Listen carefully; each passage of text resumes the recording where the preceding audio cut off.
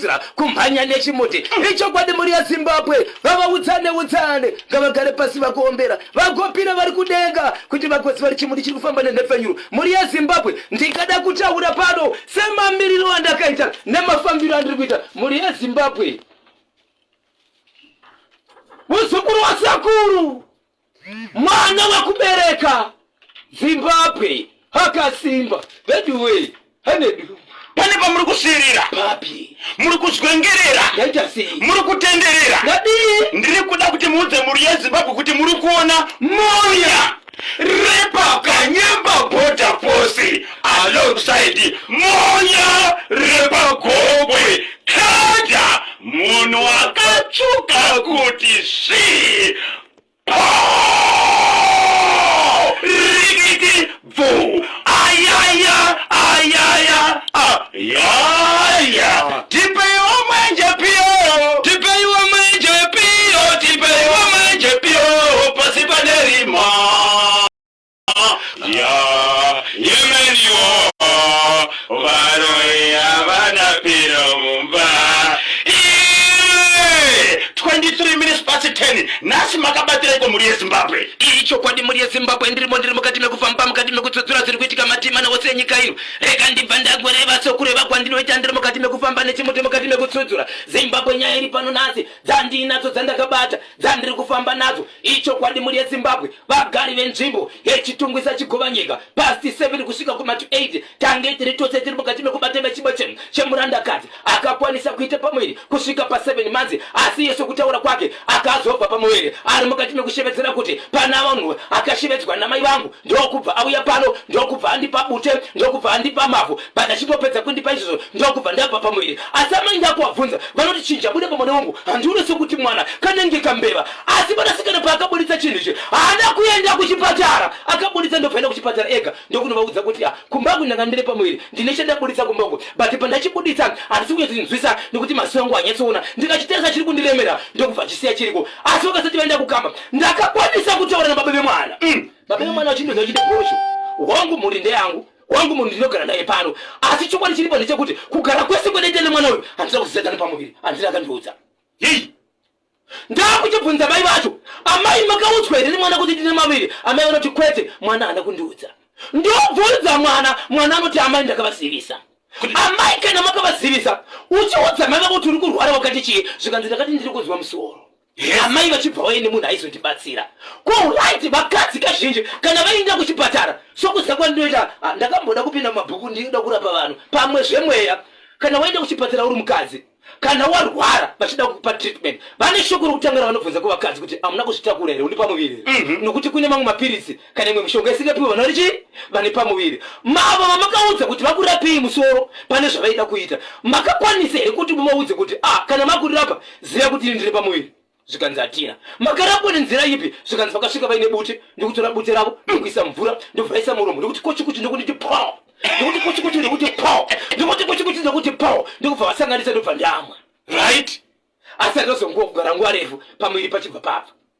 baba vepamba vanotera chindizvo handitozivi kunyangwe kuti pamwiri pamunoti pakabva pange paripo uye pese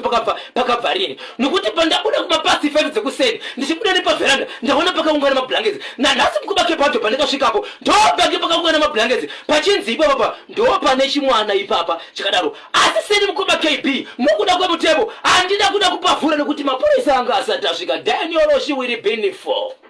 pakaipareka ndikubatei muromo ndingozivisa kamuri yeZimbabwe mashoko akakosha ari kubva kuDelight Training Center vari kuti ivo Beauty Course muHarare October intake yavhura Beauty Full Course 3 in 1 uchidzidza braiding, makeup and nails zvese pamari inokwanaka kuita $50 per month for 6 months. Fona kana kuWhatsApp pa number dzinoti 0719 589 0878 0719 589 878 0719 589 878. mashoko ari kubva ku Delight Training Center vari kuti beauty course muharare October intake yasvika. Beauty full course 3-in-1 uchidzidza braiding, makeup and nails zvese $50 pamwedzi for 6 months. Fona kana ku WhatsApp pa number idzi unzwe zvakawanda 0719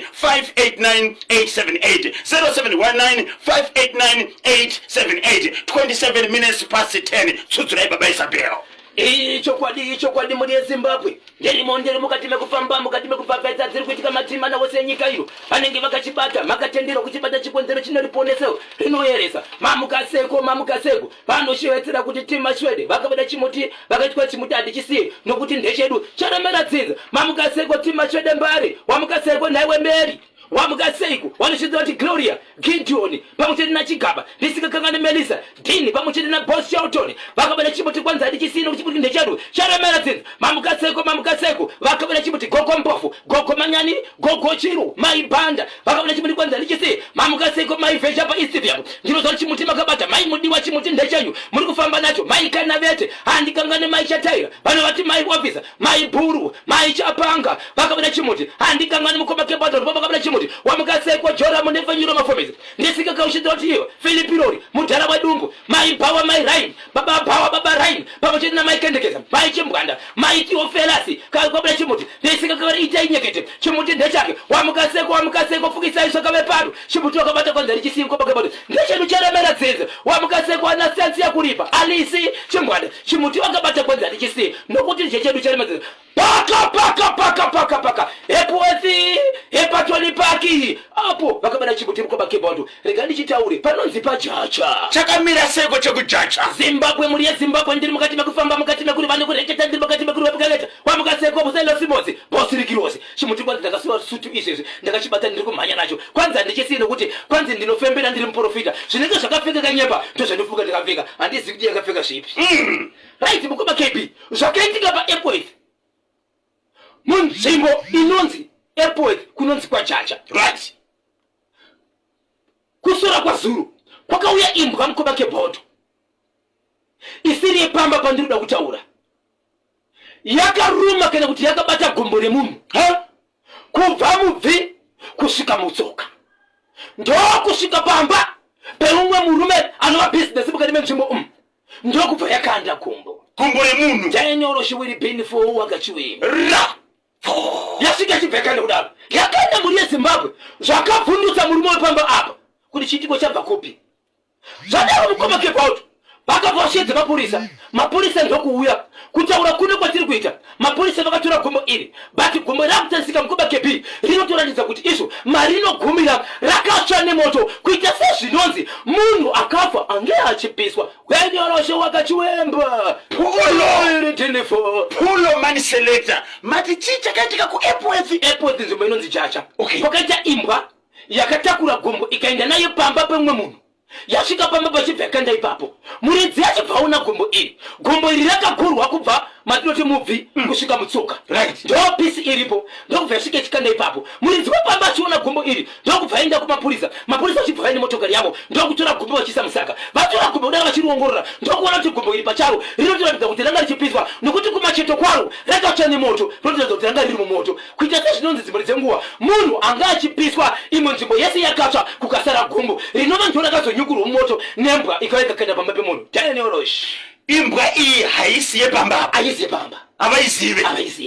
murume uyu anoitei muupenyu munhu andi businessman yes achibvunzwa nemapurisa hatombozive nezvichiitika akatongoona imbwa yakanda that's why akaenda kumapurisa nokuti dai toziva nezvazvo angadai dzimwe dzenguva asinatora nezvazvo nokuti akatovhundukawo kuti chii chaitika panapa hapana munhu akakwara panapa hapana akafa ende muno masati amuzwe nezvemunhu iyeye ko gombo rabva kupi ndiri mukati mekubvunza futi so far hatisati taane ripoti yekuti mukati menzvimbo iyi mune munhu akashayikwa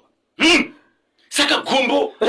rakabva kupi gombo nderani sei rakazoenda kunosiyiwa pamba apa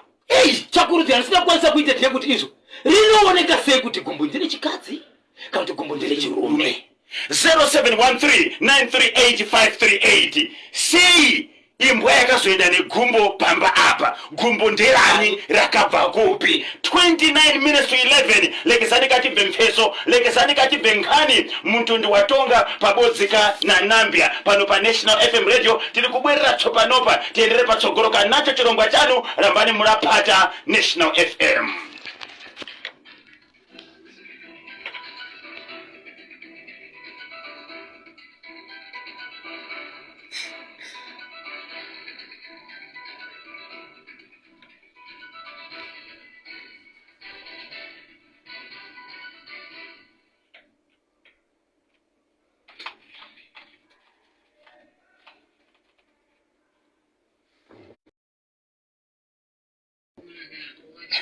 Cosmas Kamoto, kwa business bena rozali. Oh, business bena rozali.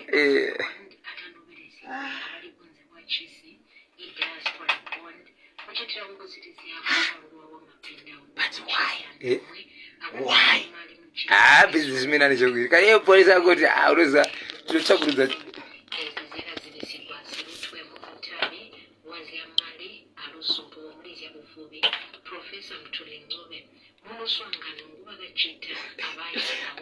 Vasingazive vachori pamuromo stere. Kwanzi vakupisa bvise mpedzi bhatari ndopedza yotera.